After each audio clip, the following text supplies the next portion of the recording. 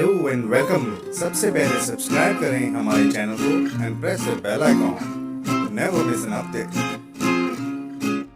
नमस्कार दोस्तों, the flavourful life channel में आपका स्वागत है। आज हम बनाने जा रहे हैं हेल्दी और nutritious dates chutney.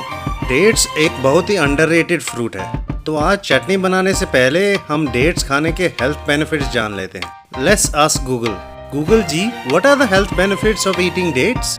Here's a summary from Chatelaine. 5 health benefits of dates. Dates are a source of antioxidants. Dates can be good for blood sugar balance. Dates can help reduce blood pressure. Dates contain a brain booster. And more. तो आसान भाषा में बोलें तो dates खाने के फायदे हैं ढेर सारे।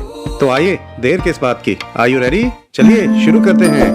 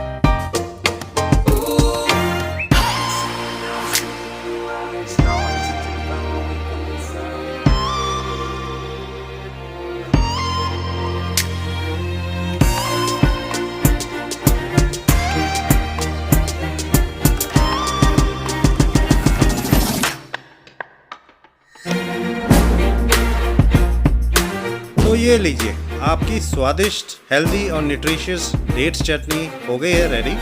इसको बनाइए, खुद भी खाइए, औरों को भी खिलाइए और प्यार मोहब्बत से रहिए। और प्यार मोहब्बत की बात आ ही गई है तो नीचे बटन दबा के सब्सक्राइब भी कर लीजिएगा।